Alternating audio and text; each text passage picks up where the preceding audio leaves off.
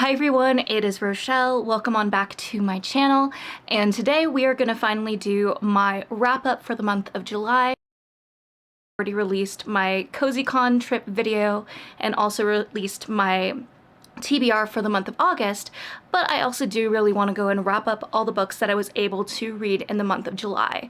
And as you can see here, and also some books that are not included, I actually did a lot better than I thought I would for the month of July, especially considering we had a trip and we were just kind of gone and all over the place. So I mean, I'm very impressed that I got 8 books read for the month of July. I'm gonna do something a little bit different. I have seen a lot of people, including my friend Once Upon a Bookish Steph, going and listing the books that they read based off of their rating instead of in the order that they read them.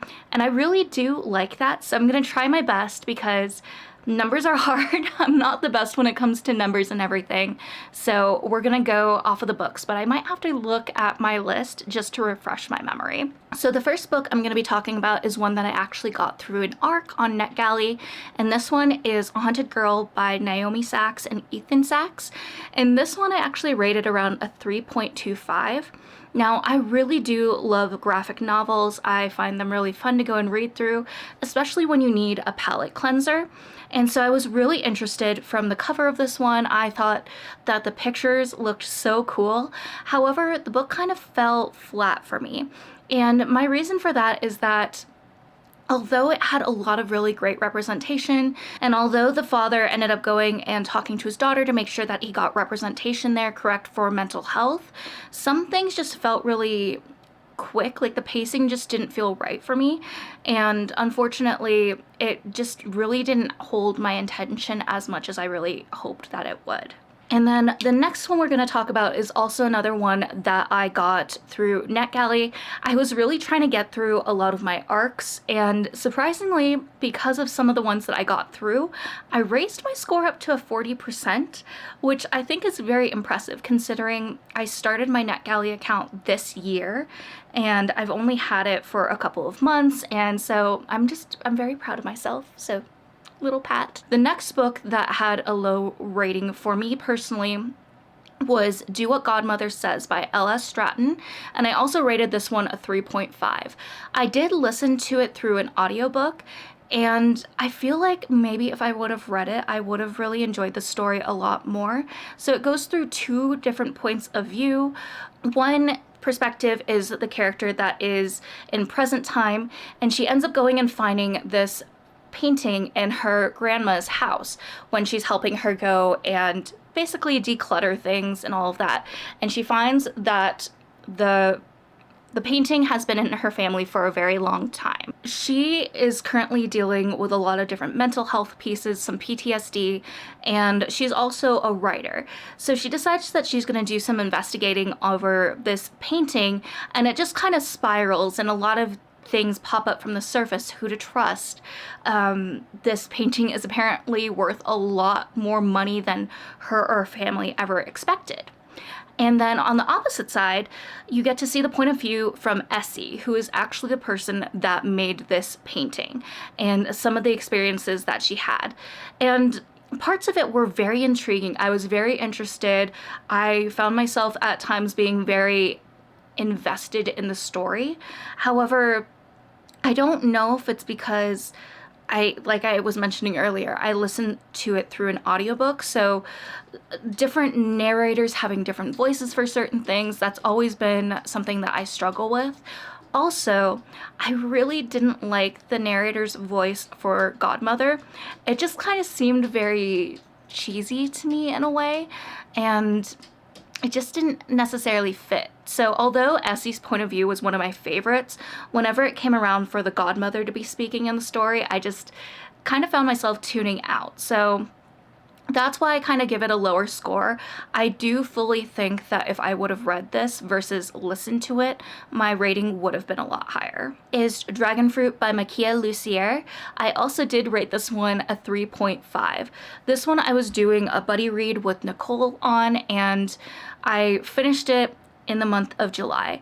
And with this one, I I kind of would go back and forth on my feelings for the book. I did really love a lot of the Pacific Islander representation and some of the different cultural aspects. And one of my favorite pieces would probably be the tattoo magic that was in place with the story, and how you didn't really necessarily know when it would happen or if it would happen, but when it did, it was a really cool moment. And as a kid growing up, like, I always loved stories where like you got animal companions and they were kind of like your best friend, partner in crime type of stuff. So the tattoo magic really like hit those little itches for me that I very much enjoy. But one of the unfortunate things that made me rate the book a little bit lower was just the aspect of the sea dragons and the hunters. So when I originally picked this book up, I was kind of thinking it would be more piratey in a way, and instead there's these sea dragons that have these eggs that can go and reverse your greatest suffering or your greatest wish. And so because of that, these sea dragon eggs are very, very rare, and people will go out of their way to go and get it. And there just were a lot of very real points with some of the things that go on in society today, such as way back when people went after rhinos and elephants for their tusks, like, or their horns, things like that, because they would go and get a lot of money for it. So just some of those things, as a huge animal lover, it was really difficult to go and read and stomach. There was also another part in the story that I personally felt like it didn't need to happen, and looking at a lot of reviews on Goodreads, it seems like I'm not the only person that felt that way, and yeah, it was just extremely frustrating. So I really did want to love this book, but unfortunately it just fell a little bit lower for me. I also realized that this whole time I could have been holding up the books. So, dragon fruit. Right here. All right, then the next one we're gonna talk about is The Girl Who Talks to Ashes by Rachel Renner. I rated this one 4 stars, and this was actually one of the books that I got to pick up when I went to Denver Fan Expo. I got to meet this author in person, and she was so sweet. I absolutely adored her, and I do really want to read the rest of her books. So with this one, not only does it have a gorgeous cover, but it also had this very intriguing and interesting premise to it. So this little girl is basically found at the fire station, and it's kind of found that she ends up being able to reverse or fast forward time, and it's basically written off that she has like these epileptic episodes. And so for her entire life up until high school, she is given medicine to basically make sure that these episodes never happen. But unfortunately, she ends up not taking it, and then something does happen. And it's revealed to her that she was adopted. And I really thought that this whole idea was very interesting. I've never really heard of or read a story that had this whole concept in mind. I think the one thing that was a little bit more frustrating for me was that when she was going and trying to get a handle of these powers or this gift that she had, she got a handle of it a lot quicker than what made sense to me. Because, you know, usually when you read these superhero stories or something similar, they kind of have this trial and error period, and it takes a while for them to get a handle of things. Whereas it felt like this character, she got the grip over what she could do in like a few short hours. And that was a piece that just didn't really add up to me fully. It just didn't feel as realistic. And I don't know why, but also I felt like when I was reading about this character, in my head, I kept making her a lot older than she was. I want to say she's around 16 years old, but to me, it felt like she would have probably been like in her 20s, or at least like a senior in high school about to graduate. So yeah, that was just one thing with this book for me, but I do have the second book, and I would like to go and continue the story. It is a duology, and I mean, I love the cover. Then we have The Honey Witch by Sydney J. Shields, and I rated this one a 4 star as well. I honestly loved this book so much. I thought it was very whimsy, very cute. It kind of reminded me a lot of the childlike magic I grew up with, thinking like secret garden type of stuff, just the magic about being around nature and watching things grow in your garden, stuff like that. I also really, really, really love the grandma in this story. She reminded me of my own grandma, who unfortunately has not been around for a very long time. And I had a very close relationship with her. So usually whenever there's a grandma that reminds me of my own, I get pretty emotional and pretty attached. So I really did love this book. I'm afraid that I'll talk about it too much and I'll end up going and giving spoilers. I will go and say that I did get very emotional when I read this book, and I had to step away for a little bit and go into Charles's office. He asked me a question revolving around the story, and I was like, yep. And then he's like, okay, come here. And I started crying. But I did really love this book. It was very cute.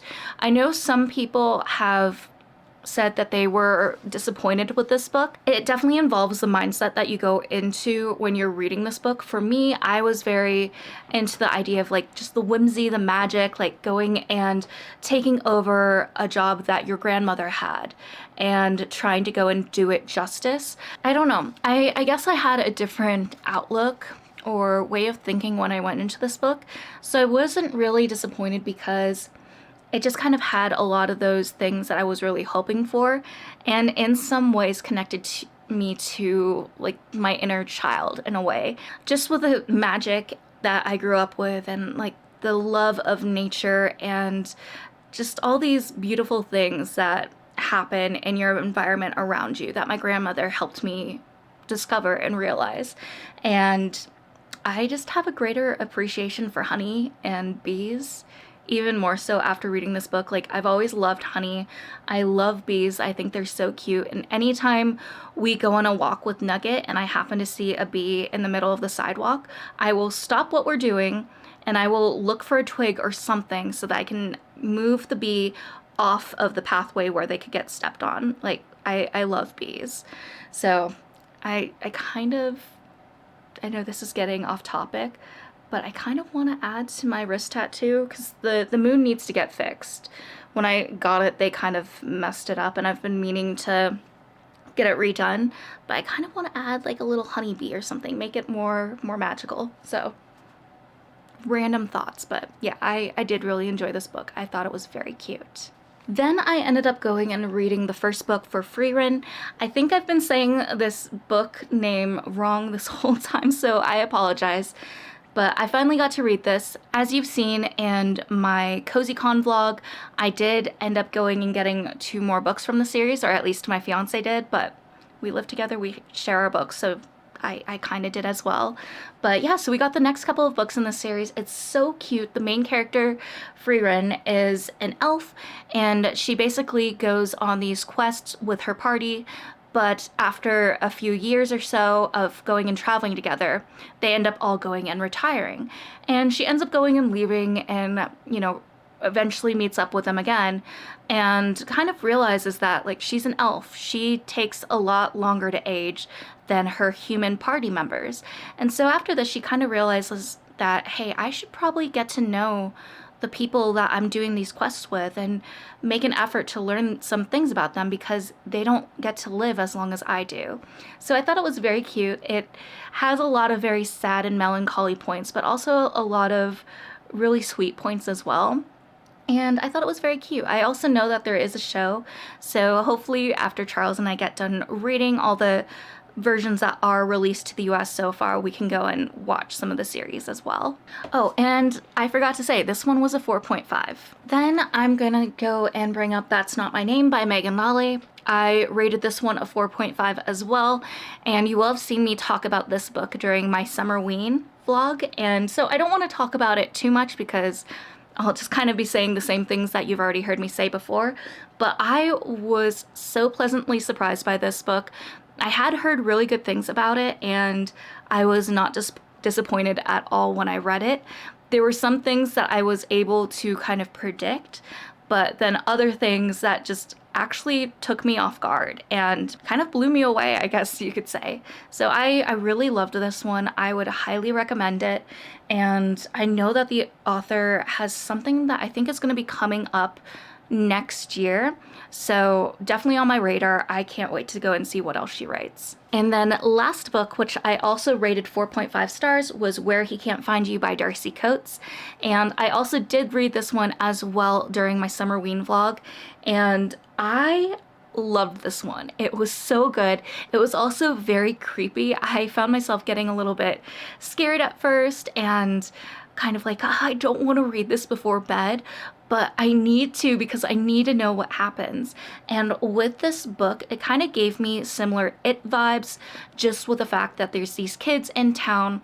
They use bikes to go and get around everywhere, and they're trying to figure out what's going on so that they can save their town. So I definitely really enjoyed those aspects of it. It was a very thick book, but it was so easy to get through it. I just found myself zooming through the book so quickly.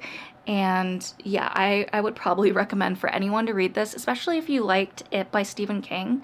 I think that this one would be similar vibes to maybe what you're trying to fill into that hole of getting the same scared feelings. I haven't read it, but I have watched the movies, so I'm just going off of what I know from that type of stuff. But yeah, highly recommend this as well. But yeah, so those are the 8 books that I read for the month of July.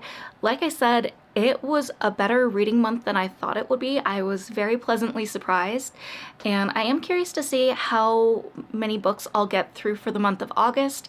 As you will have seen, I released my August TBR, and it's a pretty big one. I'm not quite sure how many I'll get through, but I'm very much hoping that I do a decent enough job of that. But yeah, if you enjoyed this video, I would really love it if you liked or possibly subscribed to my channel. I talk about bookish stuff every single week. I try to release at least one week, but every now and then you'll get 2 videos from me. And I have a few series that I'm thinking about doing soon, so if you're interested in that, please go and leave a subscribe. Also go and comment, what book did you read for the month of July that was your favorite? I'd love to hear it and potentially add it to one of my TBRs in the future. But with that being said, I'm gonna probably hop off and get back to reading because I have a very, very huge list to get through. But I love you all, and you are worthy and capable of amazing things. Bye, everyone.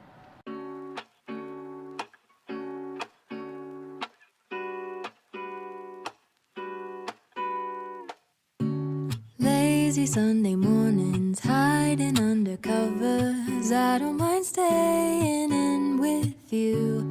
Play your favorite movie, laying right beside me. I don't mind when it's just us two.